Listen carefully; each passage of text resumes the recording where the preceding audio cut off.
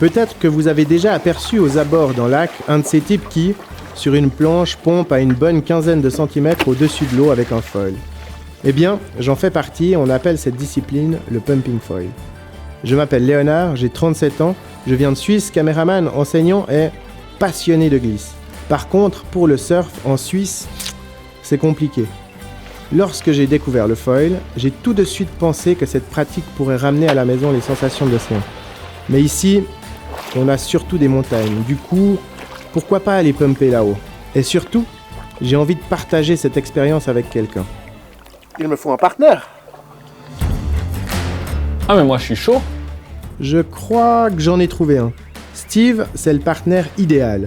On fait du foil ensemble depuis le début et c'est un artiste dans tous les sens du terme. Toujours partant pour des nouveaux projets ou des idées folles. Salut. Trop cool. Du coup là, on avait parlé du Val d'Airain. Maintenant que l'équipe est faite, il nous faut trouver une destination. Ce projet, je l'ai en tête depuis un petit moment. La destination, la région d'Arolla en Valais. L'idée est plutôt simple.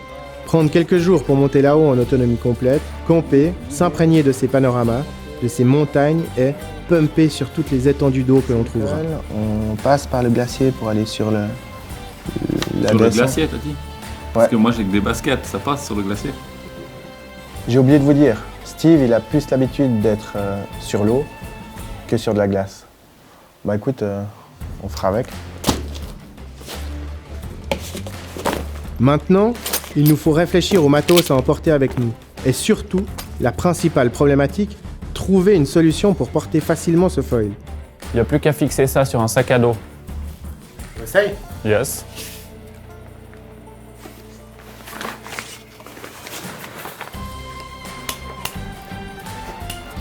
Après avoir testé différents systèmes de sacs, nous avons choisi la solution qui nous semblait la plus adaptée. Non? Ouais, ça devrait aller. Easy.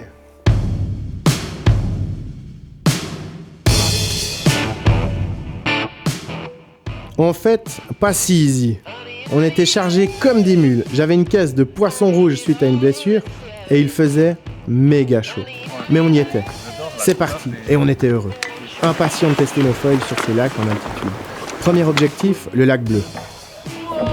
J'ai mis des barres, des noix, j'ai mis des noix partout. J'espère que vous n'avez pas pris trop de bouffe, les gars. On l'appelle Scratch.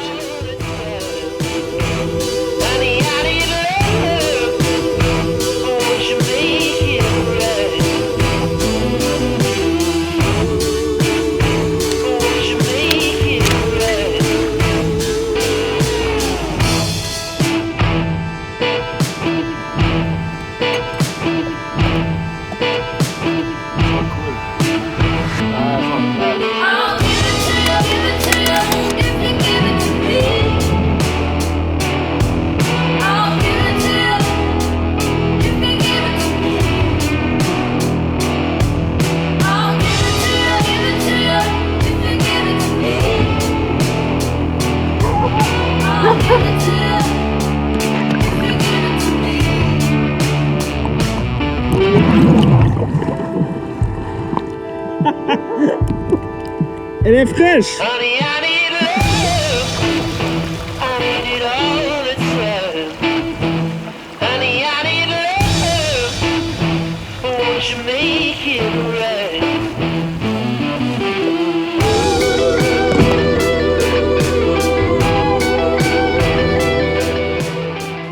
Vous vous demandez peut-être si l'altitude impacte notre pratique?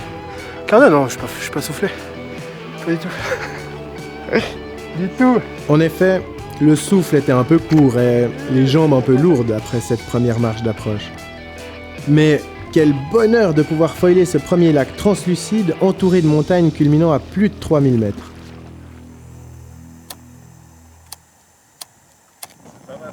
Raclette. On a l'impression n'est pas les kings. Raclage.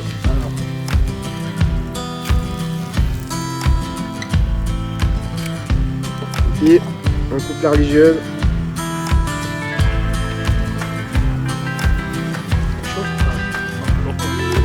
qui m'en veut, putain, on en prenne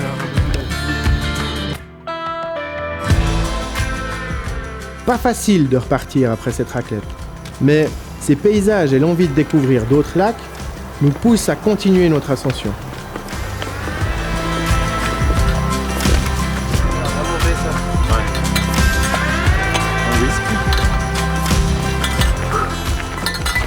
Ça tire quand même un peu. Hein. Un peu lourd les sacs. Mais là on devine, on a 500 mètres de dénivelé encore à faire.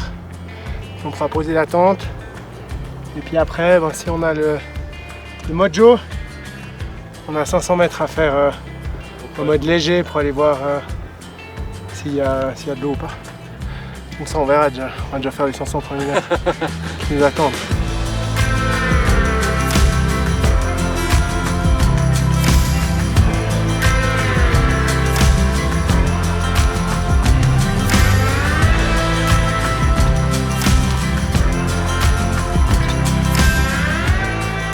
Nous étions bien trop gourmands d'imaginer pouvoir faire un repérage une fois le camp de base installé. Le poids de nos sacs nous impose un rythme bien plus humble que ce que nous imaginions. Ah, fin de la première journée. On a fait moins que ce qu'on imaginait, mais on est beau. Moi je suis beau sec. C'est dur, mais c'est juste trop beau, quoi. On est dans un milieu lunaire.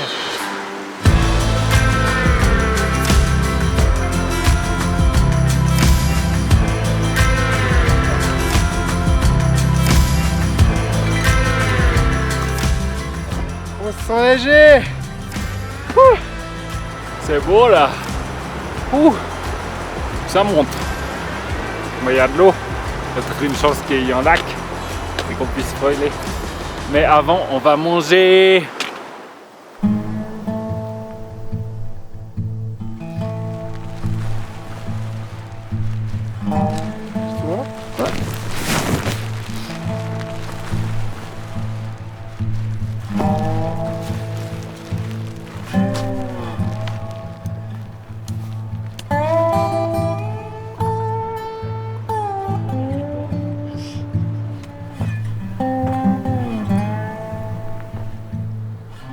Ouais, c'est un peu la conséquence du poids du sac, quoi.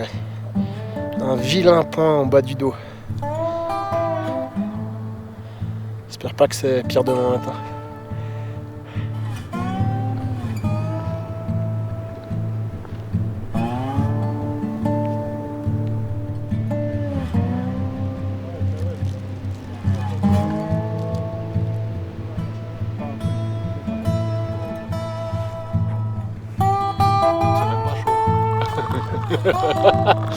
Ouais, j'ai pas chaud pour moi. Ah, il part.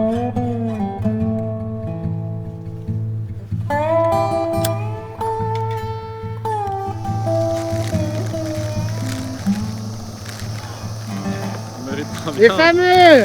Le bretzel en montagne. Faut venir avec Steve pour avoir ça.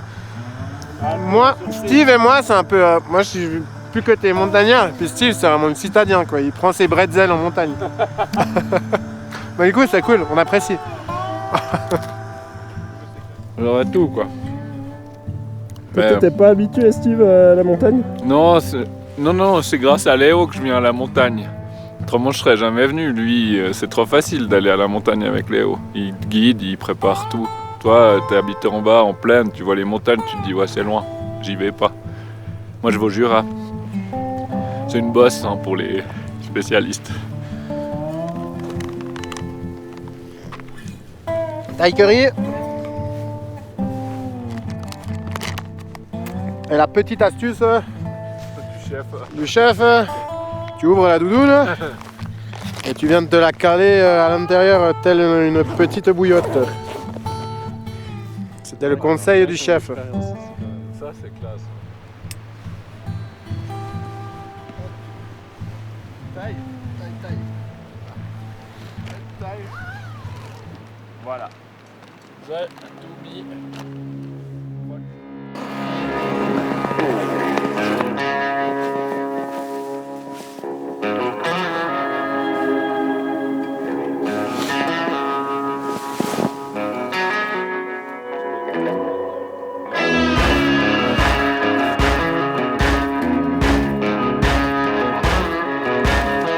putain, je suis en train de filmer là. Parti! Suite à la sécheresse historique de cet été, nous ne savions pas si nous ferions face à des lacs asséchés ou non. Quelle joie au passage du col de découvrir un lac aux couleurs émeraude.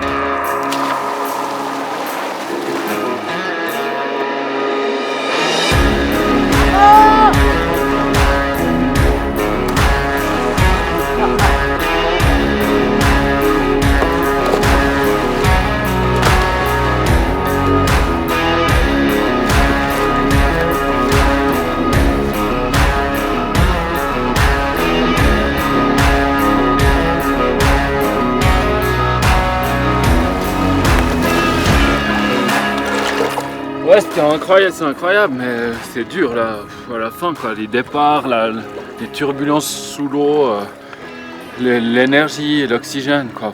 Faut qu'on aille faire un stage en altitude. Ouais.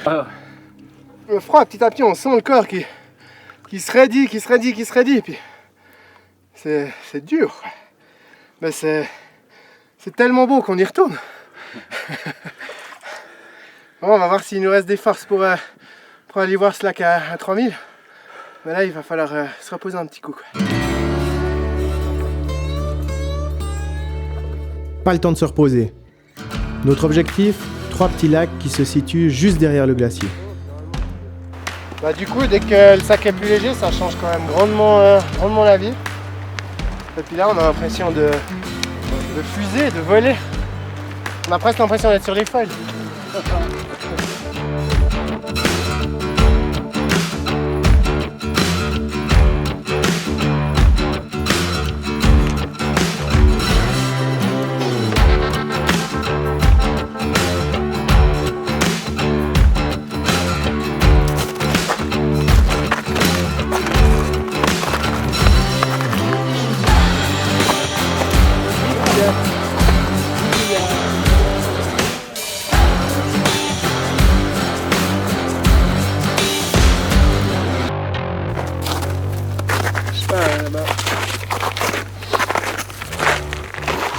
Une fois sur le glacier, moins de 500 mètres à vol d'oiseau nous séparaient de ces petits lacs tant convoités. Était-ce vraiment raisonnable de vouloir les rejoindre?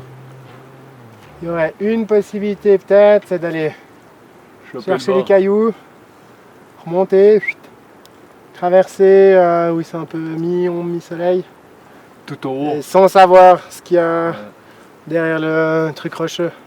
Je tente pas le petit lac en bas, juste pour voir s'il y a une possibilité. Non mais je quand pense que même c'est une ça. bonne idée. On est venu. L'idée c'est C'est un bâton, on mange pas de prendre des risques. Là je pense que Parce qu'il y a, c'est trop risqué. sans matos ça va pas le faire. Il n'y a que le Léo qui a des crampons. Moi j'avais pris en me disant bon si vraiment il faut faire un petit truc, on peut mettre une main courante, un truc comme ça. Mais là je pense que on va jouer la valeur sûre. Du coup on tente le magnifique petit lac là. Ouais. Il faudra construire un départ mais Ouais, on regarde ce qu'on peut faire. qui ne tente rien à rien donc départ. Chouette.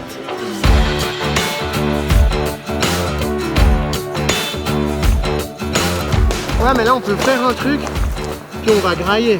Ouais, faut qu'on fasse un petit amoncellement et puis qu'on regarde si on arrive à faire un truc pour sauter quoi. Ici il nous reste encore assez de cuisses.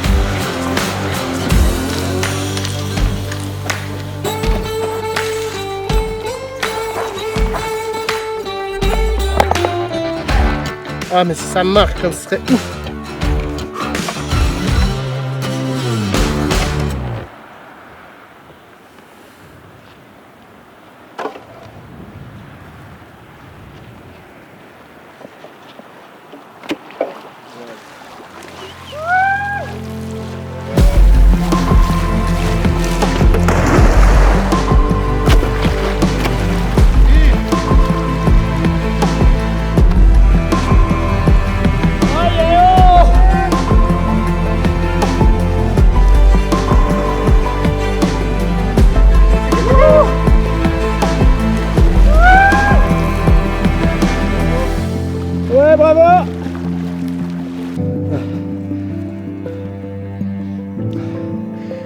trop beau. Plus de 3000 mètres. La gouille est minuscule, il n'y a presque pas d'eau. À des moments, on se fait sécher. Mais c'est trop beau. C'était le but du projet. On a rebroussé le chemin avec les lacs tout en haut parce que la crevasse était trop grande. Mais c'est peut-être pas plus mal parce qu'on n'aurait pas fait celui-ci. C'est juste incroyable. Yep.